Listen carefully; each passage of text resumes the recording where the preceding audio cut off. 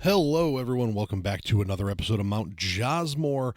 It's been a few weeks. I apologize, and you'll know why if you hear me start coughing in the middle of the show here. I haven't had much of a voice for a couple weeks, so I had to take some time off, let the old vocal cords smooth out, and figure everything out. And just in case, I got my Stanley full of water. So hopefully you guys don't have to hear me clear my throat or cough too terribly much during the course of the episode here. But welcome back to Mount Josmore. You guys know the rules. This is me basically breaking down my list of favorites, top things, or again, I say this every week, I've yet to do it, bottom things of a particular subject of my choosing. And I decided this week to bring it back into one of the more controversial realms I've touched in for Mount Josmore. And don't get your hopes too terribly high. It's nothing crazy. It's music. My one-hit wonders Mount Josmore rattled all the fans of Hanson, specifically, claiming that Mbop was not a one-hit wonder. And really, I guess it depends on your personal definition of a one-hit wonder. I'm not going to dive too terribly deep into that because I don't need you Hanson freaks coming for me again. I am a fan. I like Mbop. It made my list of favorite one-hit wonders. But the fact that I called it a one-hit wonder raised all kinds of hell and suspicion and the ire of the Hansonites out there. A bunch of blonde-haired people coming at me saying that I don't know whatever. Again, it's my opinion. And you guys know the rules here. This is my list. I mention things honorably that deserve to be in the conversation but didn't make my list, and then I give you my Mount Rushmore, my top four of the topic. The opinion's my own. The list is mine, which means I can't miss. You guys are entitled to your opinion, and I do suggest that you give me your opinion in the comments. I just request humbly that you do so respectfully. You know, we're all people here. We're all human beings. You never know what people are dealing with. So nobody likes internet troll. It doesn't make you cool, funny, or tough to be a badass in the comments. So just keep it civil, keep it respectful, and as always, again, it's my list, and I can't miss this week's topic. Discussing the world of music again, we are going to cover songs sung by someone who were made or originated by someone else, and generally the people that, the cover song has some popularity to it that at minimum rivals the OG, right? So it may not be more popular, but it is at bare minimum in the ballpark of popularity. So with that being said, we're going to dive into probably in my lifetime one of the most popular cover songs, and that is the song Life is a Highway, originally by Tom Cochrane, but made uber famous during my high school era by Rascal Flatts, the boy band version of a country band. This song was hugely popular when I was a kid in high school. And into my early college years. And it was one of those weird songs that I remember a girl I dated for a very short period of time, like in my freshman year of college era, maybe sophomore year, used to be like, oh man, Rascal Flatts said it best. Life is like a highway. And like, settle down. It's not that deep. It's a good song. Number one on my honorable mentions here. Hard not to get into the song that put Rascal Flatts on the map, in my opinion. And that's a big one for me. Is Rascal Flatts had a great career. They're probably still going. But I mean, Life is a Highway put them on a map with their rendition of it. One that comes to mind here, and I didn't even know this was a real song, honestly. It's the song Mad World, originally by, and I could be wrong. I typed this originally. I typed my notes on a note on my phone. Again, I've been sick, so bear with me. I believe it was by Tears for Fears, and the more recent version that a lot of people know is by Michael Andrews and Gary Jules. And the reason I know this song, first and foremost, is from one of the most cinematic video game preview commercials ever put out for the original Gears of War. And it's just that slow paced, all around me. are familiar faces, familiar spaces, however the lyrics go. Top of my head, I'm drawing a blank here. Again, bear with me. I'm coming off an illness. But this song, really, really, really good. And it kind of like that bone chilling when put to specific scenes in movies. And again, you see the character from Gears of War walking down a city street that's just destroyed and barren, and he kind of like either turns a corner or comes to the end of the laneway, and there's this gigantic creature ready to attack him, and it's kind of where it ends. But I think that song became wildly popular again, probably in my high school and college era because of that version from that teaser trailer, we'll call it. But I think that puts it up there on this honorable mention list. I mean, again, didn't know it was a song by someone else until then. I want to say this one could have made my honorable mentions list of my one-hit wonders, and that is Come On Feel the Noise. Originally done by Slade, but made wildly popular, in my opinion, by Quiet Riot. Great song here. It's got that, like, I don't want to say classic rock, but my brain wants to say like classic rock, hair metal genre by Quiet Riot. Great song, covered by a lot of cover bands that go to bars and stuff like that. Nowhere near as good, but I digress. We're going to go to another song. This is more the classic rock. It's I Love Rock and Roll by The Arrows, made far more, in my opinion, popular by Joan Jett and the Blackhearts. Fun fact, I'm trying to read through my typos on this because, again, little pull back the curtain behind the scenes here. I typed up my notes on a note on my phone, then I emailed it to myself so I could pull it up on my computer, and I didn't fix any of the typos. So this says Joan Jett and the Blankhearts, BLANC Hearts. And it's pretty sure it's Joan Jett and the Blackhearts. Could be wrong. Maybe my typos are throwing me off here. Originally by the Arrows. There's the throat coming into play. But as I told you guys, in this one for me, I Love Rock and Roll was, to me, like Joan Jett and the Blackhearts version was the original, was the OG. And you've all heard the song, so you know darn well. Let's see here. A couple that, well, another one that you could say far more popular, maybe this is just my era, or my age showing here. Whiskey in the Jar, originally by Thin Lizzy. Sorry, originally made more famous by Thin Lizzy, but then originally actually by an Irish band called the Dubliners, and made most popular in my world, right, in my head, in my era, by Metallica. Metallica's version of Whiskey in the Jar is one of my favorite songs. If I had to, and let's be honest, maybe one of these episodes, like maybe like for my 25th episode or something, I will run down a list of the Jaws Board top 25 songs of my life. You'd be hard pressed to see Whiskey in the Jar not make it. And I do love a lot of other Metallica songs, but for whatever reason, Whiskey in the Jar just stands above most of them. Now, I'm not going to say all of them, but a good chunk of them. To me, I loved this song. And to me, again, in my world, this was how I originally heard the song. And I believe that it's hard for someone to say, I heard this version first, but I like the original better, having heard it second. So in my brain, this is the original. I think a lot of people might say that.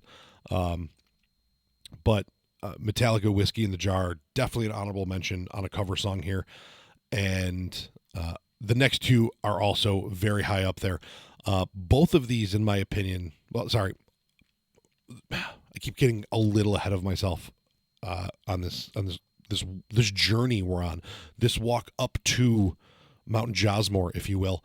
One more here that I think this is the version that I'm going to say is the more popular version, made hard mainstream, and that is Respect, RESPECT. Find out what it means to me, performed most famously, in my opinion, by Aretha Franklin, but originally done by Otis Redding, which I did not know until I started doing research for this episode. Again, little peel the curtain back moment here, guys. I do a little bit of research here. A lot of this is opinion-based, but I do get some facts, hopefully somewhat right, across the board here. But Respect by Aretha Franklin, if you hear the song Respect, or if you hear someone just go Respect, you hear Aretha. Aretha. I almost botched the saying of that. But yeah, that's who you hear. When that song comes to mind, that is who you hear. And that's not taking anything away from Otis Redding. I'm just saying that that's Aretha's song. I don't care what anybody else says. You can say it all you want. You're wrong. It's Aretha Franklin's song, period. And then last entry on my honorable mention here, and this is one that's probably you're going to have two generations of people saying, arguing their point on this one, and it wouldn't shock me if this is what blows up in the comments when, if we take this one to make it one of the shorter clips that we do of the show. But Knocking on Heaven's Door, originally by Bob Dylan, and then made equally as popular, we'll say, by Guns N' Roses. I heard the Guns N' Roses version first. Bob Dylan was the OG, according to my research. But Knocking on Heaven's Door, great tune, and you could probably make the argument that either one of them's version is more popular than the other. You win some, you lose some. I don't know. This one might be a win, might be a loss. Couldn't tell you. But here we are. So that is going to wrap my honorable mention category, and now we're going to get into the actual Mount Rushmore for me. And some of these, now I have to disclaim this a little bit. Some of these, one of them, in my opinion, is one of the greatest remakes of any song ever. One of them is a remake or a cover with the original band. One of them is from a Disney movie. And one of them is from a musical originally. So I made the decision after consulting the people who do assist me with this show, and, I bounce ideas off my soundboards, if you will, was to kind of give the easy answers to my Mount Josmore. So like when I was doing the wrestling ones, like, do the easy ones first and then the more controversial later. And I fully intend on doing that going forward. This one, to me, I think there's such a wide array that I think all of these are probably going to be controversial. People are going to tell me I'm nuts for not including some of the ones. That was weird. I don't know if that was a ghost or if that was just a fuzzy of my cat that was on the ceiling. I don't know what just happened behind me there. But so I think all of these could potentially be considered outlandish or controversial. But I'm going to start with the most mainstream of them. The two more mainstream of them, we'll say. And the first one being The Greatest Show, originally performed by Hugh Jackman in the musical The Greatest Showman, redone by Panic at the Disco.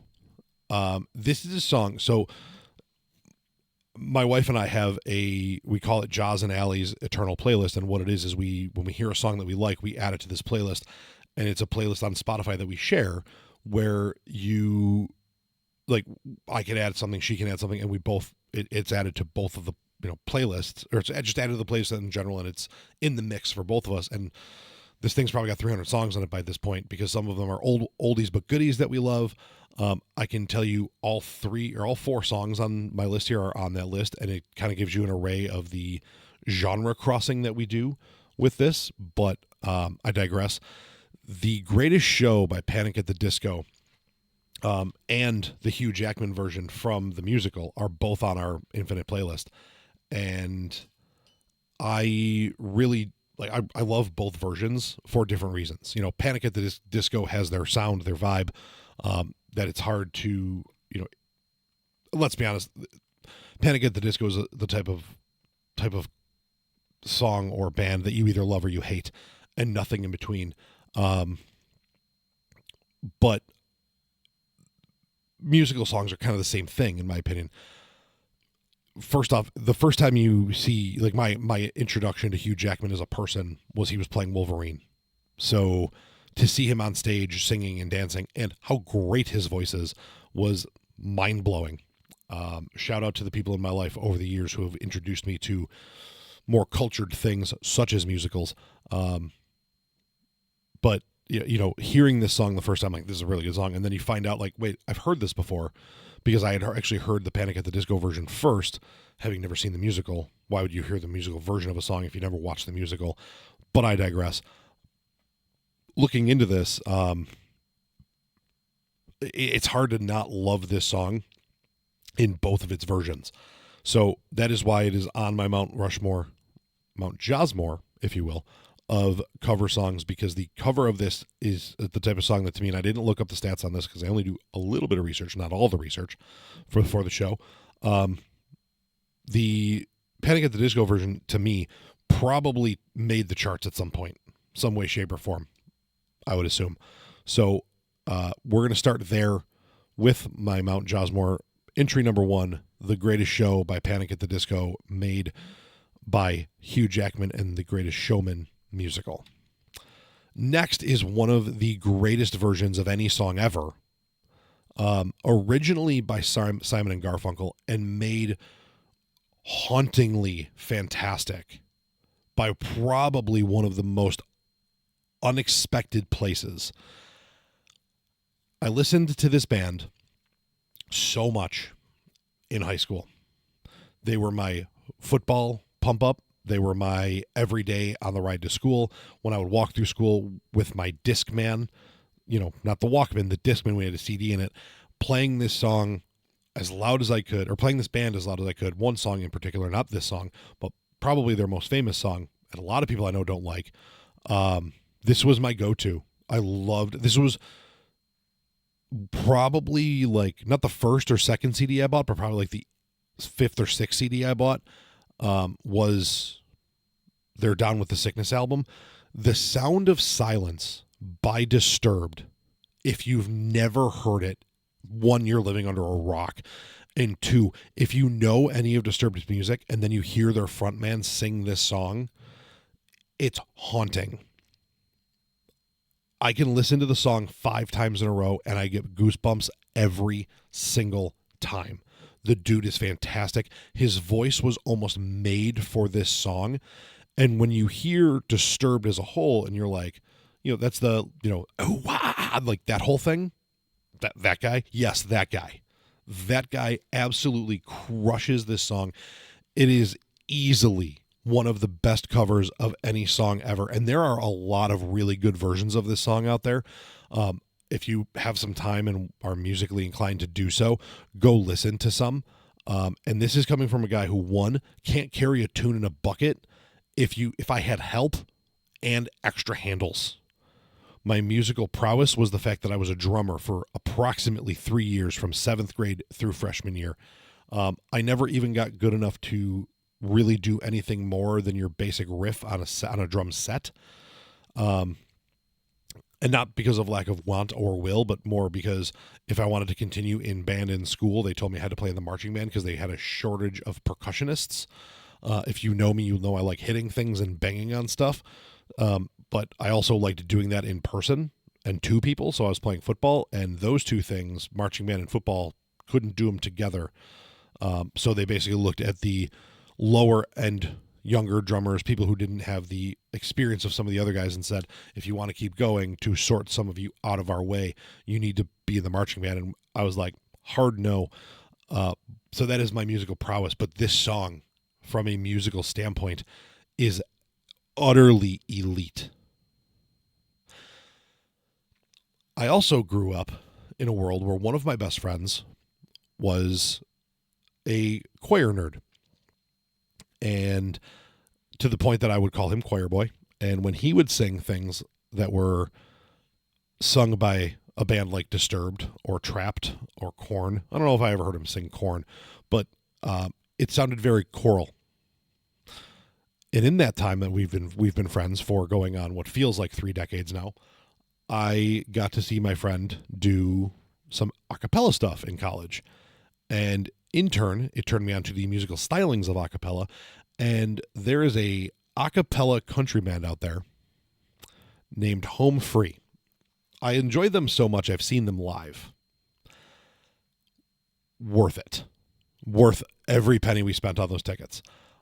They, not exclusively, but for the most part, started exclusively doing cover songs of country. They have their own hit singles, their own self-written singles. Dive Bar Saints is one of them. A great song. To the point that if I ever had a slow pitch softball team or a rec team that I ran and was creating my own name for, the Dive Bar Saints would 100% be the name. With that in mind, I just had a great idea to pitch to people about something else going on in my life, but we'll get there. Never probably here. But I also grew up as a huge country fan as a kid. Like, that was what we listened to in the car. That's what my parents listened to almost exclusively. If Dad didn't have talk radio on the AM stations, it was a country station. The cassette box under the seat was all country music. And I grew up with an appreciation, we'll say, for some older country, up to and including the Oak Ridge Boys. So where did these two stories converge? The Oak Ridge Boys had a song named Elvira. And Home Free did a cover of that song with the Oak Ridge Boys. And it is an a cappella version of the song.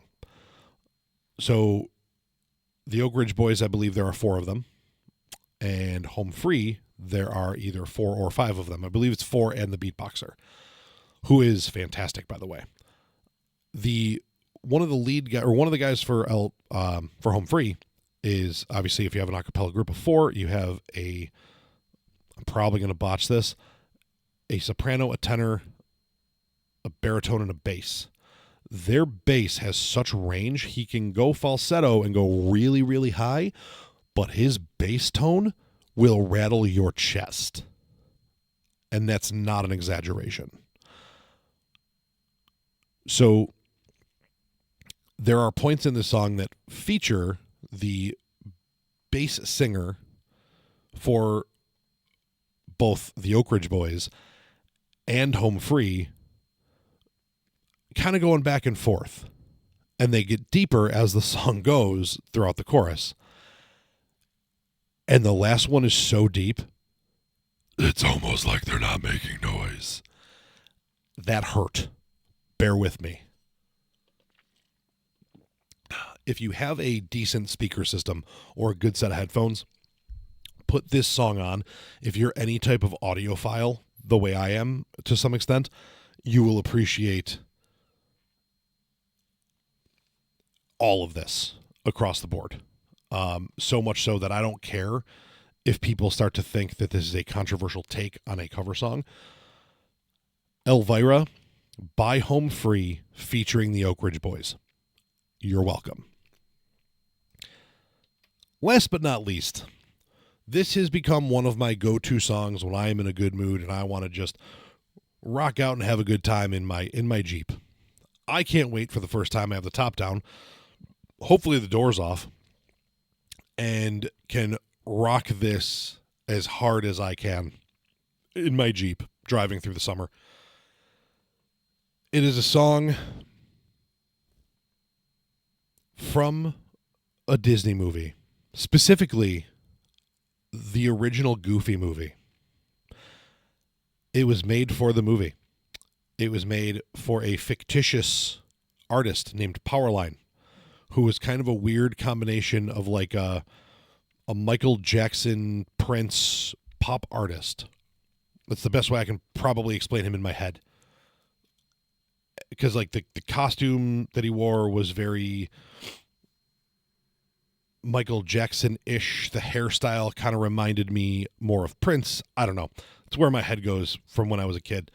And Disney put out, in collaboration, like a cover album of a lot of their popular songs or big songs. And what it was, it's because Disney cover songs have become so wildly popular through the world of TikTok that they didn't have a choice but to kind of steer into it and kind of capitalize on it.